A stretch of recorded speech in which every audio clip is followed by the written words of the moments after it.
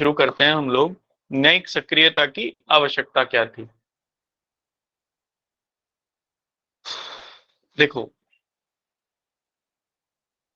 हमारे संविधान में कभी कभी कुछ लोग ये बोलते हैं कि जो न्यायिक सक्रियता है या जनहितवाद है वो संविधान की के विरोध में है।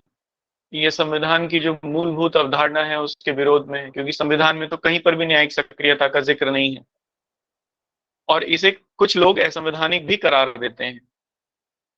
लेकिन ये असंवैधानिक ना होकर बल्कि एक संवैधानिक प्रक्रिया का भाग है। तो इसका जो औचित्य है, ऑथेंटिकेशन, वो संविधान में मिलती है। और जो आवश्यकता है इसकी, वो किसी भी विकासशील समाज में न्याय की संकल्पना को लागू करने के लिए ये आवश्यक है। विकासशील समाजों की क्या पहचान है? विकासशील समाजों में गरीबी, अशिक्षा, बेरोजगारी, लाचारी ये बड़े लेवल पर मिलती है। ऐसे में लोगों के साथ अन्याय होना स्वाभाविक है। ऐसे समाज की पहचान ही है, लोगों के साथ अन्याय होगा ही। और इसीलिए न्यायपालिका का वहां पर एक सक्रिय रोल, एक सक्रिय भूमिका बनती है ऐसे समाजों में जहां पर इस प्रकार की का अन्याय मिले। भारतीय संविधान में न्यायपालिका को संरक्षक घोषित किया गया है, और विशेष तौर पर मौलिक अधिकारों का संरक्षक घोषित किया गया है। ऐसे में ये न्यायपालिका की जिम्मेदारी बनती है कि वो लोगों के मौलिक अधिकारों का संरक्षण करे और सक्रियता के लेवल पे करे। यही सक्रियता न्यायिक सक्रियता कहलाई। तो न केवल न्यायिक सक्रियता का औचित्य है, औचित्य भारतीय संविधान में मिलता है, ऑथेंटिकेशन उसका इंडियन कॉन्स्टिट्यूशन में मिलता है, बल्कि आवश्यकता भी है। और आवश्यकता इस बात की है क्योंकि भारतीय समाज एक विकासशील समाज है, जहां पर जो समस्याएं हैं या अन्याय है वो बड़े स्तर पर देखने को मिलता है। तो ये इसका एक अंडरस्टैंडिंग है, इसी को हम लोग आगे समझेंगे संवैधानिक प्रावधानों के माध्यम से कि औचित्य क्या है और आवश्यकता क्या है। और फिर इसको यहां से लेके जाएंगे जनहित वादों के ऊपर। तो सबसे पहले उसमें जनहित समझेंगे। जनहित क्या है, जनहित की संकल्पना क्या है, जनहित कहते किसे हैं, और फिर जनहितवाद किस तरीके से भारतीय न्यायिक व्यवस्था में न्याय की संकल्पना को लागू करते हैं। ठीक है, तो आप इसमें ना जहां आपने आवश्यकता लिखा है वहां पर ऑब्लिक करके औचित्य और लिख लीजिए। जहां पर आवश्यकता लिखा है आपने हेडिंग में, वहां पर औचित्य और लिख लीजिए। दोनों चीजें लिखिए। और अंग्रेजी वाले क्या करेंगे, जहां पर ऑथेंटिकेशन लिखा है वहां पर नीड और लिख लीजिए। ठीक है, दोनों लेवल पर देखेंगे। अब इसमें आप पहले पॉइंट में समझना। देखो, न्यायिक सक्रियता में का हमने कल अर्थ समझा, और उसका अर्थ यह है जनरली कि जब न्यायपालिका संपूर्ण न्याय की अवधारणा के तहत, under the concept of complete justice, अपने एक निर्धारित दायरे से स्वयं के ऊपर लगाए जो उसके प्रतिबंध थे उनसे बाहर निकलकर जब वो न्याय प्रदान करने का काम करे सक्रिय रूप से, इसी को हम लोग न्यायिक सक्रियता कहते हैं। भारतीय संविधान में, भारतीय संविधान से इसे औचित्य प्राप्त है न्यायिक सक्रियता को। कौन कौन से एस्पेक्ट हैं जिनसे हमें औचित्य मिलता है न्यायिक सक्रियता के अंतर्गत? तो पांच, कॉन्स्टिट्यूशन में 5 आर्टिकल्स हैं जिनको सेक्रेड 5 के नाम से भी हम लोग जानते हैं, कि ये सेक्रेड 5 न्यायिक सक्रियता को स्थापित करते हैं, वृहद स्तर पर स्थापित करते हैं। ये 5 अनुच्छेद हैं, कौन कौन से? कोई बताएगा सेक्रेड 5 आर्टिकल्स कौन से हैं कॉन्स्टिट्यूशन में जिन्हें सेक्रेड 5 के नाम से जानते हैं? पवित्र 5।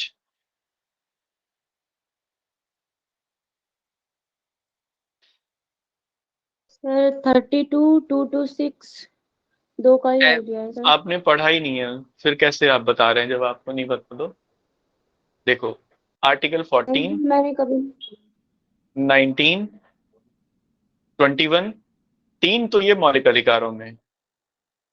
आर्टिकल 32 ये भी मौलिक अधिकार है, और एक पांचवा 39A, 39A है। ये पांच हैं। दोबारा से सुनिए, 14, 19, 21, 32 और 39A, ये पांच आर्टिकल को सेक्रेड 5 के नाम से हम लोग जानते हैं। 39A इसमें इसलिए सेक्रेड है क्योंकि सर्वोच्च न्यायालय ने अपने बहुत सारे वादों में ये कहा है कि जब कभी भी आर्टिकल 14 और 19 के बीच में और 39 के बीच में कोई कोरिलेशन हो, कोई कॉन्ट्राडिक्शन हो, तो फिर 39A प्रिवेल करेगा, 14 और 19 बाहर हो जाएंगे। ये बड़े लेवल पर वो कहता है। 39A में है क्या? 39A में कॉमन गुड की बात है, सामान्य शुभ की बात है, या सोशल वेलफेयर स्टेट की जो कॉन्सेप्ट है वो बड़े लेवल पर प्रिवेल की जाती है 39A के अंतर्गत। इसलिए इस आर्टिकल को भी सेक्रेड 5 के अंतर्गत, सेक्रेड 5 के अंतर्गत लिखा जाता है। ठीक है, तो ये पांच आर्टिकल संविधान में न्यायिक सक्रियता का औचित्य सिद्ध करते हैं। ये पांच ये बताते हैं, क्योंकि इन पांच से ही न्यायपालिका को एक सक्रिय भूमिका निभाने का अधिकार दिया गया। इन पांचों का संरक्षक न्यायपालिका को बनाया गया है। तो इसीलिए न्यायिक सक्रियता से ये पांच हैं, पांच ये जुड़े हुए हैं। तो आप इसको लिखेंगे। यहां तक की बात, ये बात समझ में आई या नहीं आई बताइए? ये पांच आर्टिकल की कॉन्सेप्ट समझ में आई? किसको नहीं आई? जी सर आ गई। देखो, मौलिक अधिकारों का संरक्षक कौन है?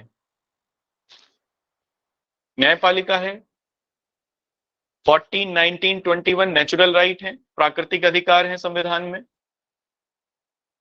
जब ये तीनों प्राकृतिक हैं और इसके साथ साथ 32 को अपने आप ही फंडामेंटल राइट घोषित कर दिया न्यायपालिका ने, और वो इनका कॉम्प्लीमेंट करता है, बाकी के इन प्राकृतिक अधिकारों को कॉम्प्लीमेंट करने का काम करता है, तो चार तो अपने आप ही हो गए। और 39A इसलिए सर्वोच्च बनाया गया क्योंकि इंडिया में जो सोशल वेलफेयर स्टेट की कॉन्सेप्ट है उसको लागू करता है 39A, 39A।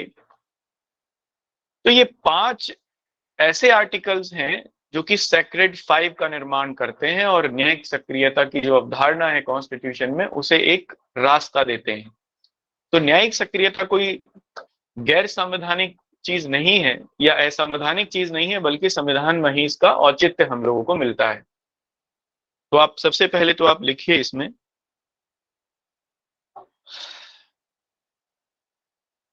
न्यायिक सक्रियता की संकल्पना, न्यायिक सक्रियता की संकल्पना भारतीय संविधान में, न्यायिक सक्रियता की संकल्पना भारतीय संविधान में अंतर्निहित है। The concept of judicial activism, the concept of judicial activism lies in Indian Constitution, lies in Indian Constitution। इसके अंतर्गत, इसके अंतर्गत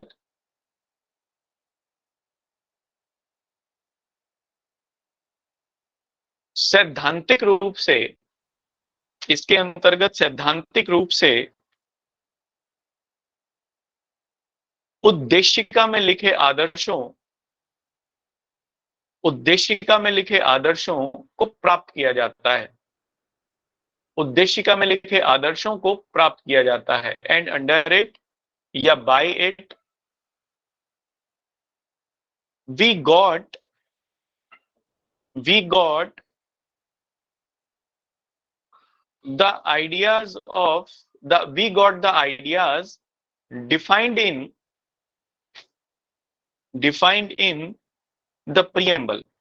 ठीक है, देखो प्रियम्बल में क्या है, स्वतंत्रता, समानता और न्याय, ये तीन चीजें हैं, और न्याय उसमें अंतिम है। न्याय का जो आदर्श है वो अंतिम रूप से प्राप्त करने की बात है। तो ये उद्देशिका का भी विचार है, उद्देशिका में भी एक आदर्श है। तो कंटिन्यूएशन में लिखना इसी में ही। और इसमें 19 नहीं आने। कौन सा आर्टिकल? 19। हाँ हाँ आएगा ना, मैंने बताया ना, 3, 14, 19 और 21, 14, 19 और 21। ठीक है सर। हाँ आएगा, क्यों नहीं आएगा। यही तो 5 हैं, 14, 19, 21, 32 और 39A, 5 हो गए। चलिए, अब इसमें एक इंपॉर्टेंट बात को समझना आप, ये सबसे इंपॉर्टेंट बात है अभी जो मैं कहूंगा। उद्देशिका में आदर्श है न्याय, और उससे पहले जो आदर्श हैं, न्याय से पहले जो ऊपर के बताए गए हैं, वो समानता, स्वतंत्रता और उसके बाद फिर न्याय। स्वतंत्रता, समानता और फिर न्याय। इसका मतलब स्वतंत्रता और समानता जब आएंगे तब न्याय की प्राप्ति होगी। स्वतंत्रता और समानता ये दो जनरली राजनीतिक अधिकार के रूप में, पॉलिटिकल राइट्स के रूप में आते हैं।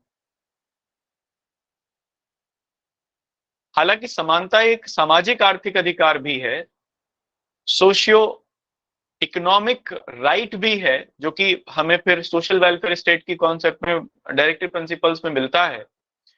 इसीलिए स्वतंत्रता, समानता और न्याय की जो आदर्श है तीनों, इन्हें तीनों को समाज में लेके आने के लिए संविधान में दो भाग हैं, एक मौलिक अधिकार, एक नीति निर्देशक तत्व। मौलिक अधिकार जहां लोगों को सामाजिक और राजनीतिक अधिकार देने का बात करते हैं, या राजनीतिक और सामाजिक अधिकार देते हैं, वही नीति निर्देशक तत्व लोगों को सामाजिक और आर्थिक अधिकार देते हैं। सामाजिक और आर्थिक अधिकारों की जो गारंटी है वो लोगों को नीति निर्देशक तत्वों में दी गई। हमें ये बहुत अच्छे से पता है कि सामाजिक और आर्थिक अधिकारों के बिना राजनीतिक अधिकार अधूरे हैं। राजनीतिक अधिकार कंप्लीट नहीं माने जा सकते, इसीलिए दोनों एक दूसरे के अनुपूरक हैं, कॉम्प्लीमेंट हैं।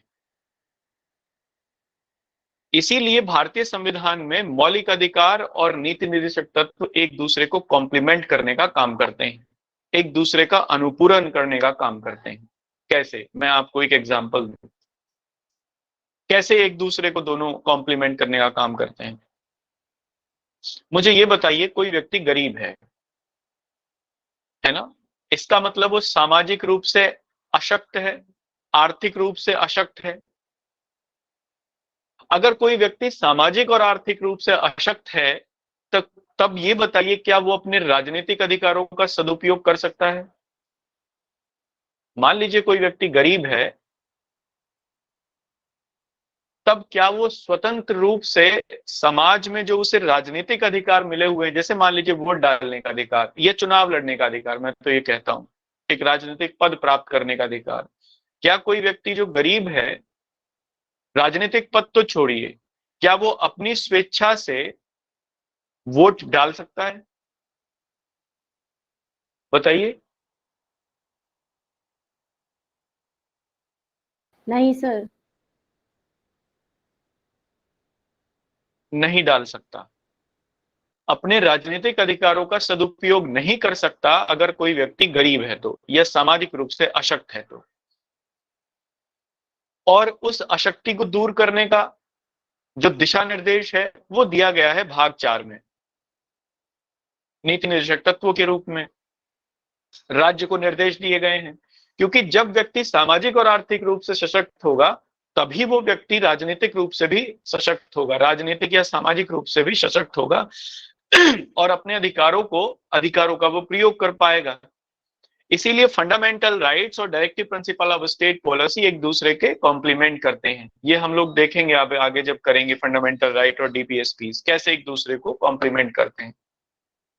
यहां मैंने यही आपको एग्जाम्पल दिया। इसीलिए के.एम. मुंशी ने और बाद में जस्टिस हिदायतुल्लाह ने भी मौलिक अधिकार और नीति निर्देशक तत्वों को कुंजी बताया संविधान की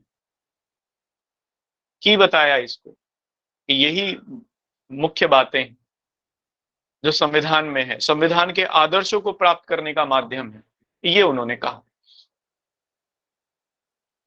तो इसका मतलब ये हुआ कि अगर संविधान के आदर्शों की प्राप्ति करनी है तो मौलिक अधिकार और नीति निर्देशक तत्वों में जो सामाजिक हित या सामान्य हित से संबंधित नीति निर्देशक तत्व हैं उनको लागू करना पड़ेगा।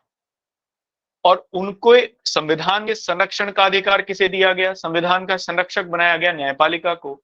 इसलिए न्यायपालिका सामाजिक और राजनीतिक अधिकारों को और सामाजिक और आर्थिक अधिकारों को का उपयोग करने के लिए दिशा निर्देश जारी कर सकती है, कार्यपालिका को भी और विधायिका को भी।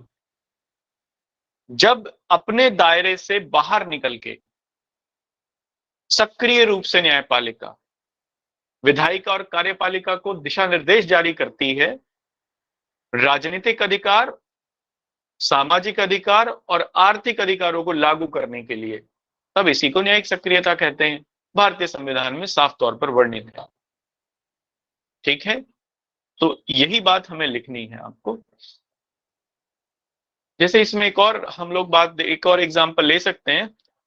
आर्टिकल 21 में जीवन जीने का अधिकार, राइट टू लाइफ को इलाबोरेट करती रही है न्यायपालिका।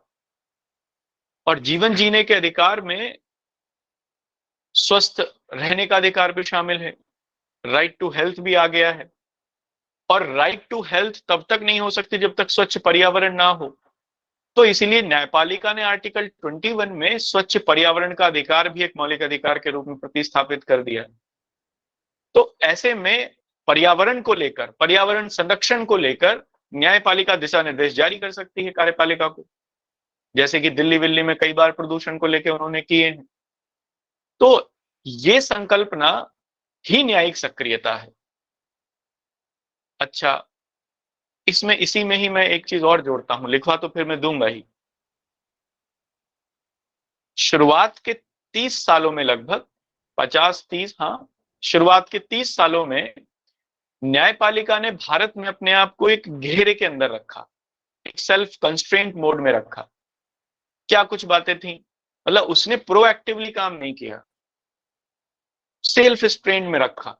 और वो जो बातें थी वो कुछ इस तरीके की थी जो कि ब्रिटिश जो सिस्टम है, जुडिशियल सिस्टम है, उससे उधार ले ली गई थी। वही भारत में न्यायपालिका उसी को लागू करती हुई चली आई। उसने अपने आप को उस व्हील के बाहर नहीं निकाला जो कि ब्रिटेन से जुडिशियल व्हील इंडिया में आ गया था। जैसे आज भी आप देखते हो, चोगा पहनते हैं, सर पे बाल लगा देते हैं, एक जूरी के रूप में अपने आप को रिप्रेजेंट। हालांकि अब तो ये सब बदल रहा है, बदल ही गया अब तो सब, लेकिन पहले यही करते थे। योर ऑनर, योर हाइनेस, ऐसे करके जो बातें होती हैं वो सब चलती हैं। लेकिन ये सब ब्रिटिश मूल की ही शब्दावली हैं जिन्हें आज भी यूज किया जाता है। 1930 तक ये सब चीजें बहुत ज्यादा थी, मतलब 1930 तक नहीं, 1970 और 80 के दशक तक ये सब चीजें बहुत ज्यादा थी। लेकिन 1980 के दशक के बाद से बदलाव आना शुरू हुआ। क्या बदलाव था? देखो, पहले क्या था, या आज भी आप लोअर कोर्ट में अगर आप लोग देखें, किसी व्यक्ति के साथ अगर अन्याय हुआ है, न्यायपालिका ने सेल्फ कंस्ट्रेंट रूल बनाए हुए थे। अगर किसी व्यक्ति के साथ अन्याय हुआ है तो उसे स्वयं न्यायपालिका के पास जाना पड़ेगा। जाने के बाद एक नियम, स्वयं जाएगा, कोई और उसके बिहाफ पर नहीं जा सकता। दूसरा, एक निश्चित प्रक्रिया को पालन करना पड़ेगा। एक एप्लीकेशन लिख के देगा, उस एप्लीकेशन की एक प्रक्रिया होगी, ऐसा परफॉर्मा होगा, ये सब वो जो कागजी कार्रवाई आप वकील लोग बहुत अच्छे से जानते हैं, उसी प्रकार की कागजी कार्रवाई।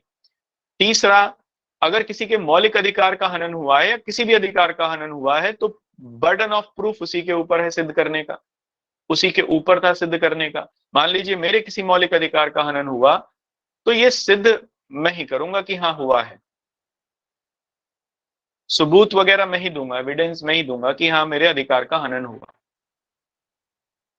ये 3-4 बेसिक बातें थी जो जुडिशरी में थी। लेकिन ये इसने इसने न्यायिक सक्रियता को या न्याय को एक केवल दायरे के अंतर्गत बांध दिया था इस वजह से, क्योंकि बहुत सारे लोग ऐसे हैं जो न्यायपालिका के पास नहीं जा सकते। बहुत सारे लोग ऐसे हैं जो वकीलों का खर्च नहीं दे सकते।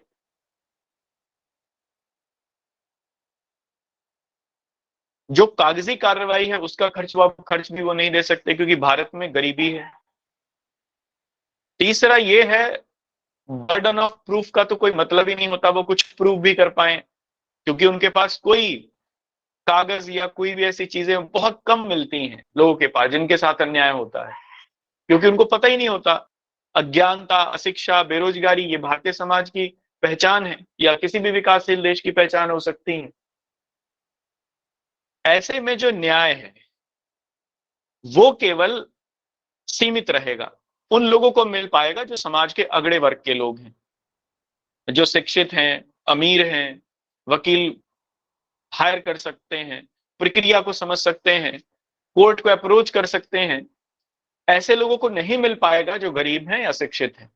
इसीलिए भारत में जो न्याय व्यवस्था है, ये एक जुडिशियल सिस्टम है, उसकी एक सबसे बड़ी कमी है कि उन्हीं लोगों के साथ में होता है जिन लोगों के पास पैसा है, जिन लोगों के पास पहुंच है। उन लोगों से बहुत दूर हो जाता है जिन लोगों के पास पहुंच नहीं है। लेकिन न्यायिक सक्रियता एक ऐसी संकल्पना है जो न्याय को ऐसे लोगों तक पहुंच सुनिश्चित करती है जो अब तक उससे वंचित रह गए, या जिन लोगों की पहुंच न्याय तक सुनिश्चित नहीं हो पाती। समाज के वंचित वर्ग तक उसे लेके आती है, डिप्राइव्ड क्लास तक उसे लेके आती है। इसीलिए इसकी आवश्यकता भी है।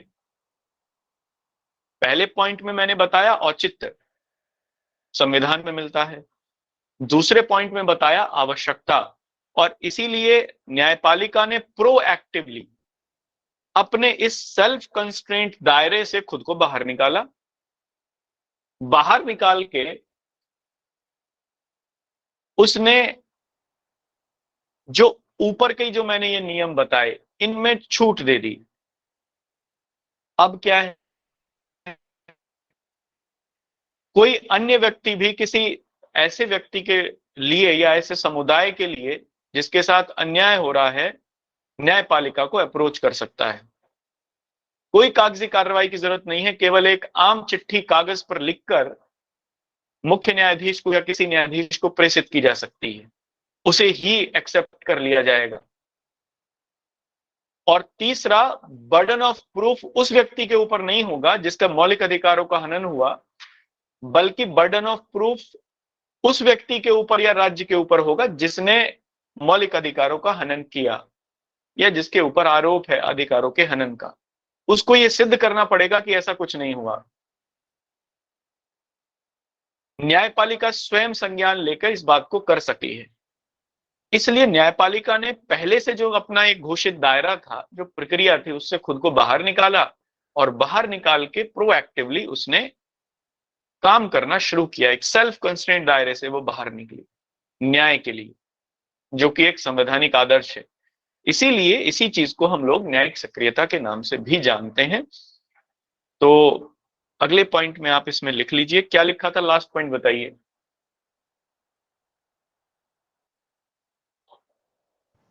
सर इसमें लिखा था कि इसके अंतर्गत सैद्धांतिक रूप से उद्देशिका में लिखे आदेशों को प्राप्त किया जा सकता है। अगले पॉइंट से लिखना, मैं इसे मौलिक अधिकार और नीति निषेध तत्वों से पहले जोड़ूंगा उद्देशिका को। उद्देशिका में घोषित आदर्श, उद्देशिका में घोषित आदर्श यथा स्वतंत्रता, समानता एवं न्याय, स्वतंत्रता, समानता एवं न्याय, मौलिक अधिकार एवं नीति निषेध तत्वों के रूप में, मौलिक अधिकार एवं नीति निषेध तत्वों के रूप में स्थापित करके प्रदान किए गए हैं। प्रदान किए गए हैं। The ideals such as equality, liberty and justice has been provided in constitution by fundamental rights and DPSPs। इसीलिए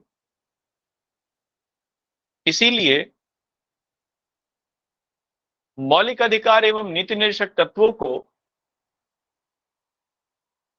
एक दूसरे का अनुपूरक भी माना जाता है, and so fundamental rights and directive principle of state policy या DPSPs considered complementary with each other,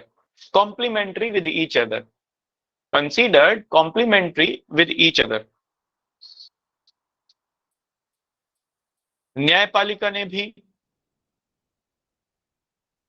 विभिन्न अनुच्छेदों के माध्यम से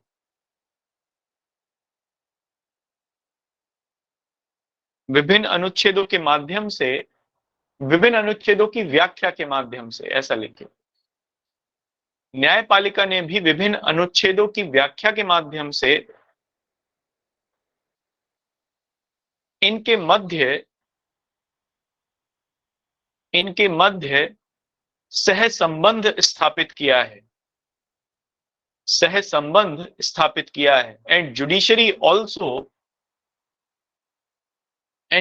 also formed a correlation between them by interpretation of these articles,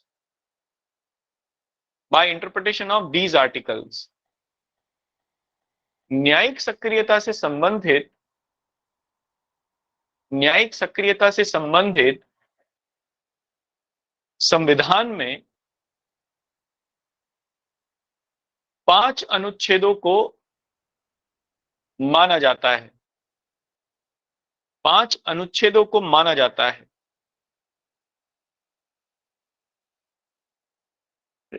5 articles of Indian Constitution, 5 articles of Indian Constitution considered the articles related with judicial activism,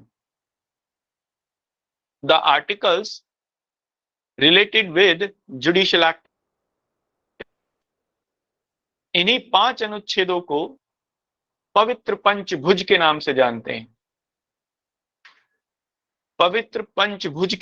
भी जानते हैं। And these 5 articles are known as Sacred Pentagon, ऐसा कह सकते हैं। ठीक है, कौन कौन से हैं ये, तो आप इन्हें लिख लीजिए 5 को। अनुच्छेद 14, आर्टिकल 14, 19, 21,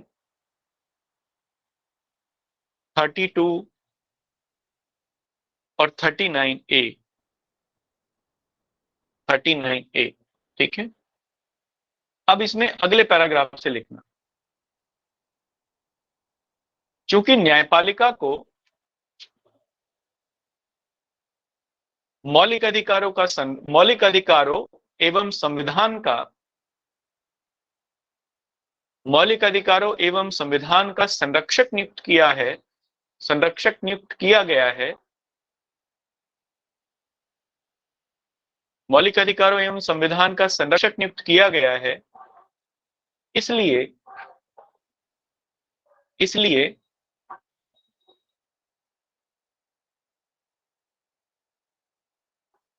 मौलिक अधिकारों के संरक्षण के लिए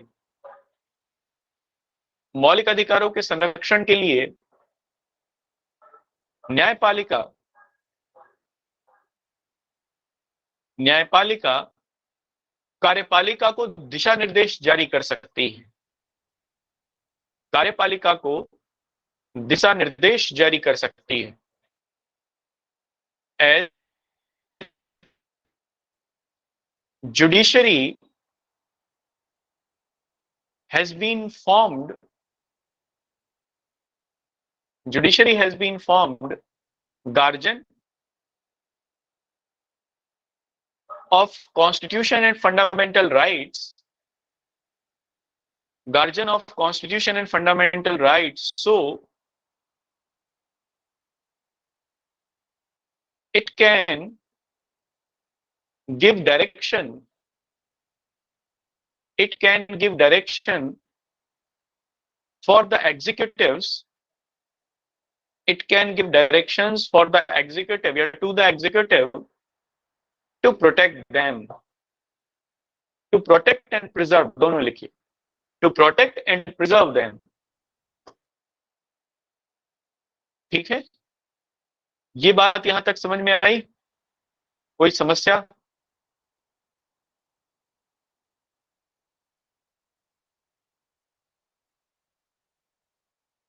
नो सर। किसी को समस्या है तो पूछ लीजिए।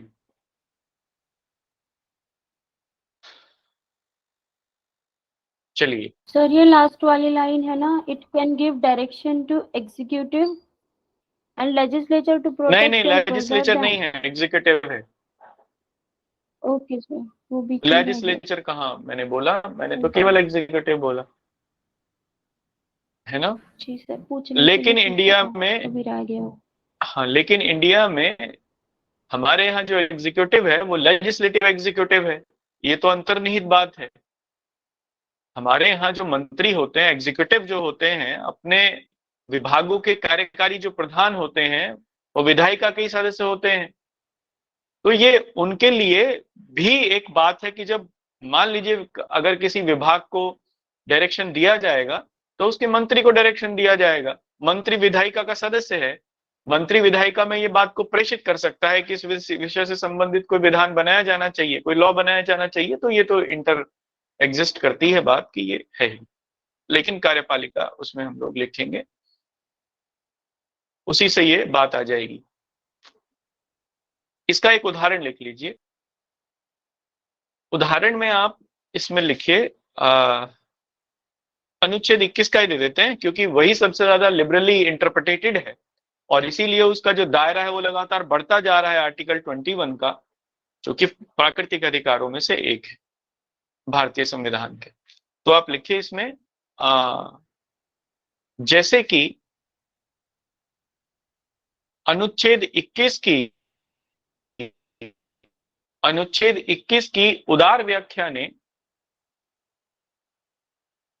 जैसे कि अनुच्छेद 21 की उदार व्याख्या ने जीवन जीने के अधिकार में स्वस्थ जीवन जीने के अधिकार को शामिल किया है। स्वस्थ जीवन जीने के अधिकार को शामिल किया है। As interpretation of liberal interpretation of Article 21, as the liberal interpretation of Article 21 state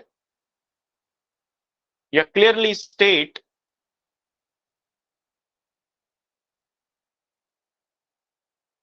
right to healthy life,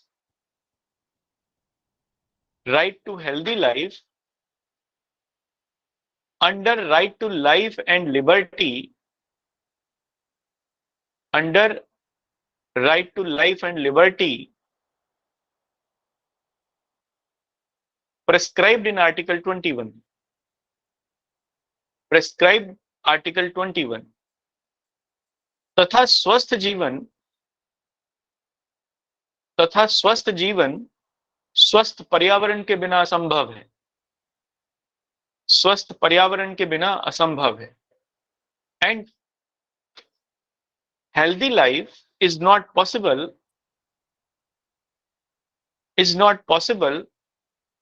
without healthy environment, इसलिए स्वच्छ पर्यावरण का अधिकार भी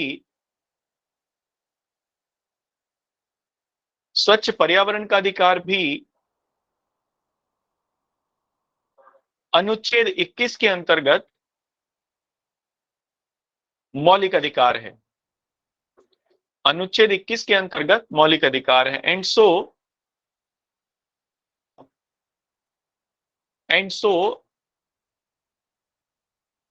क्लीन एनवायरमेंट या हेल्दी एनवायरमेंट, बल्कि हेल्दी लिखिए, healthy environment is also right to healthy environment. Right लिखिए, उसमें आगे राइट लिखिए, क्योंकि ये तो राइट ही है। Right to healthy environment is a fundamental right, is also a fundamental right, under Article 21. अतः न्यायपालिका को स्वच्छ पर्यावरण के संदर्भ में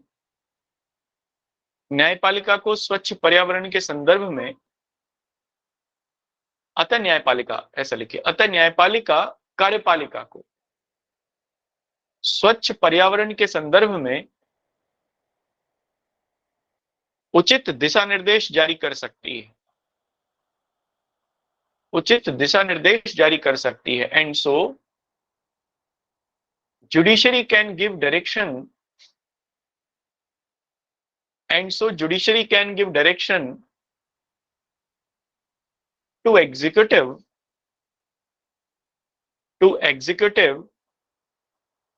in this regard.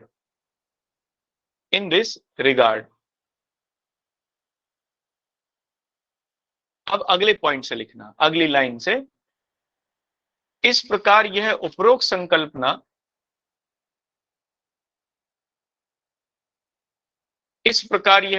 संकल्पना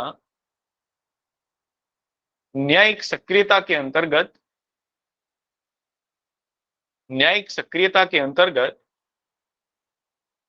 शामिल की जाएगी। एंड सो दिस कॉन्सेप्ट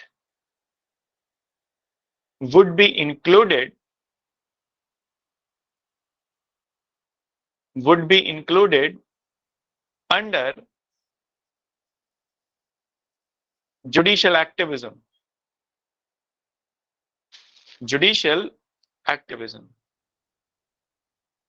बताइए, ये मामला यहां तक साफ है? जी, क्लियर है एकदम? किसको समझ में नहीं आया वो पूछो।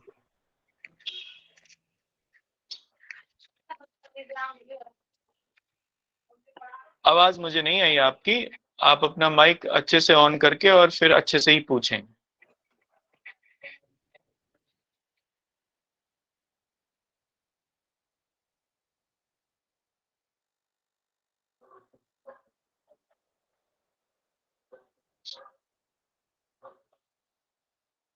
चलिए ठीक है, और अब अगले पॉइंट से चलते हैं हम। ये हमारी न्यायिक सक्रियता की एक मोटी मोटी बात कंप्लीट हुई। इसमें अब जनहित को देखें, क्योंकि न्यायिक सक्रियता जनहित से संबंधित है सीधे तौर पर, पब्लिक इंटरेस्ट से। तो आप इसमें अगला हेडिंग डालिए, सब हेडिंग, मतलब इसमें जनहितवाद हेडिंग ये डालिए, पब्लिक इंटरेस्ट लिटिगेशन। अच्छा, ये वाद होते हैं या विवाद होते हैं? इसे वाद कहेंगे, विवाद कहेंगे?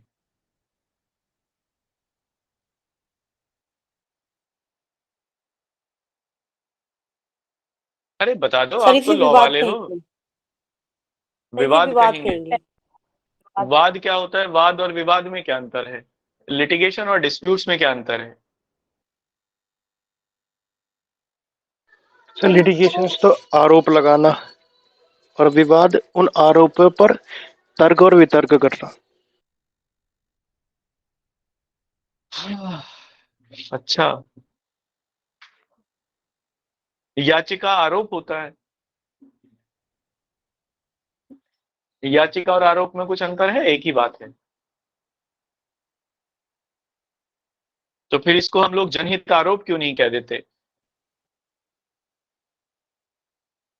सर दोनों अलग अलग चीजें हैं। पीआईएल या याचिका तो एज अ अपील जैसे, वो तो केस के बेस पे होती है, फाइल की जाती है किसी पर्टिकुलर लॉ के ऑब्जेक्शन में, या कोई चीज जो अकॉर्डिंग टू राइट्स नहीं है, किसी पर्सन को उसके अगेंस्ट कुछ फाइल करना है तो याचिका फाइल करता है सर वो, कुछ ऐसा। लेकिन ये आरोप नहीं है। चलो ठीक है। देखो, ये विवाद नहीं होते, ये वाद होते हैं। वाद का सामान्य मतलब है लिटिगेशन जनरली, या याचिका। जिस व्यक्ति, याचिका क्या होती है? याचिका, लिटिगेशन, एक सर्वोच्च शक्ति के सामने अपने अधिकारों की मांग करना याचिका है।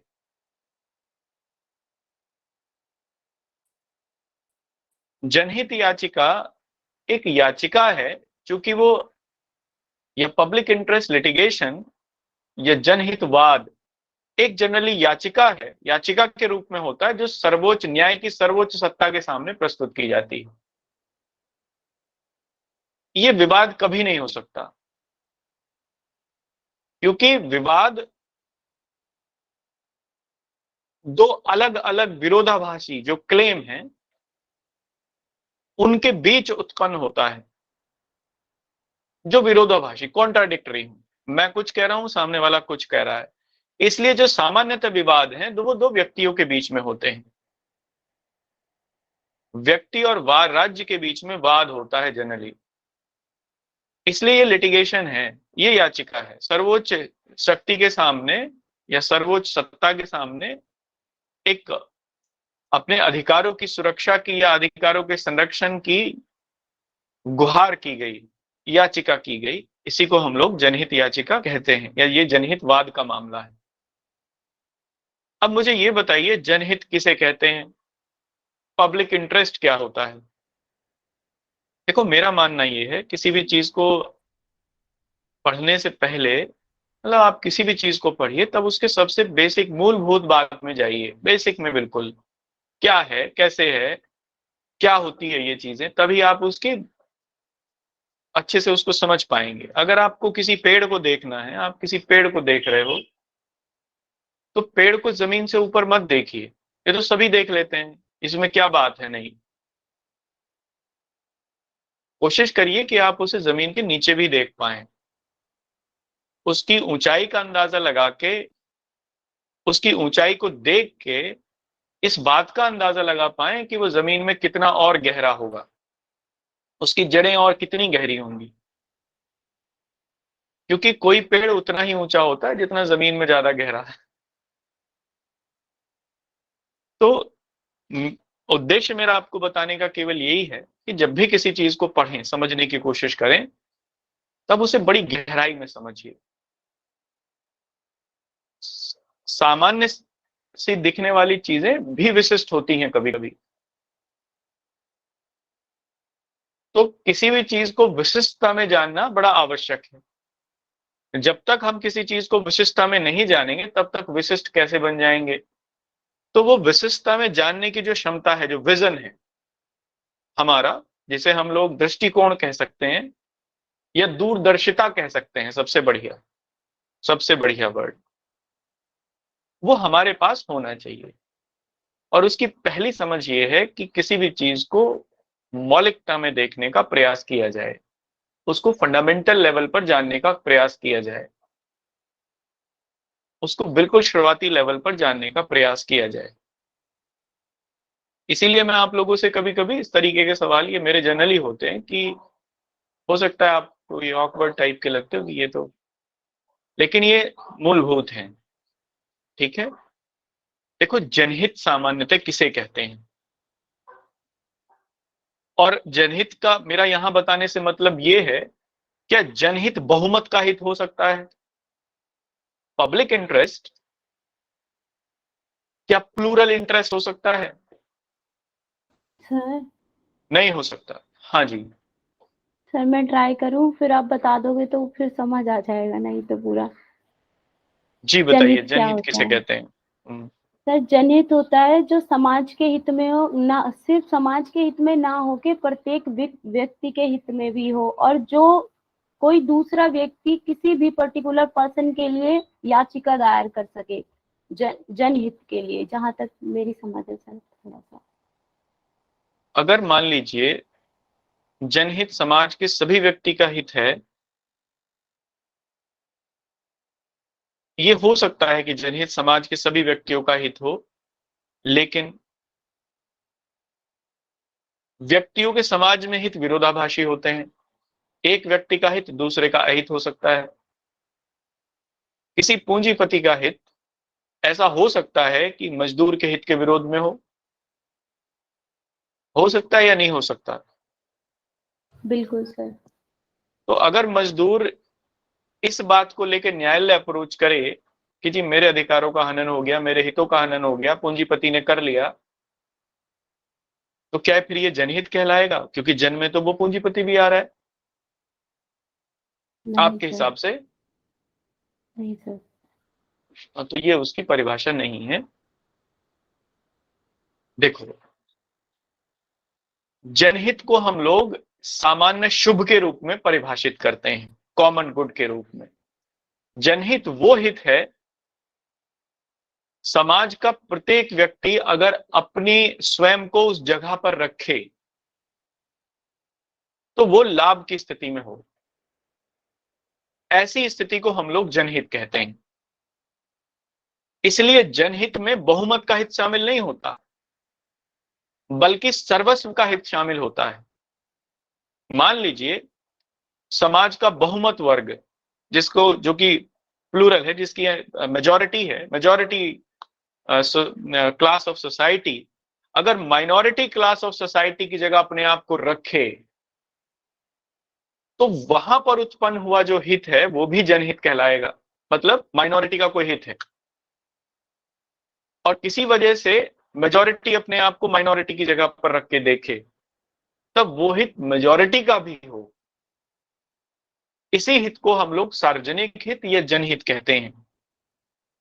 ये सामुदायिक चेतना से उत्पन्न होता है, एक कम्युनिटी कॉन्शियसनेस से आता है, जहां व्यक्ति अपने आप को इंडिविजुअली ना देखकर बल्कि एक समाज का एक हिस्से के रूप में खुद को देखता है।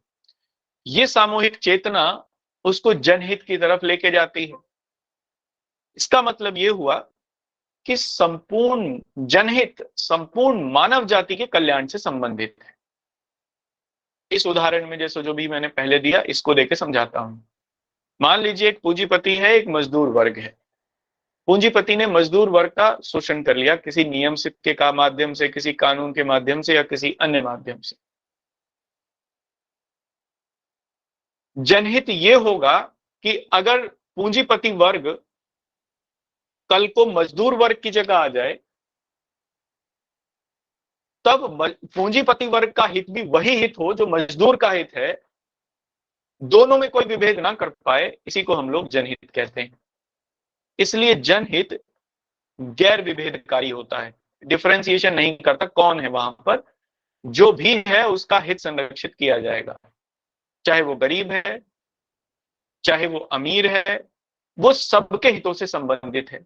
जैसे पर्यावरण संरक्षण न तो अमीर को देखता न गरीब को देखता, सबके लिए बराबर है। नेचुरल रिसोर्सेज का संरक्षण सबके लिए बराबर है। देश के संसाधनों का समुचित उपयोग सबके लिए बराबर है। तो ये जनहित से संबंधित मामले हैं।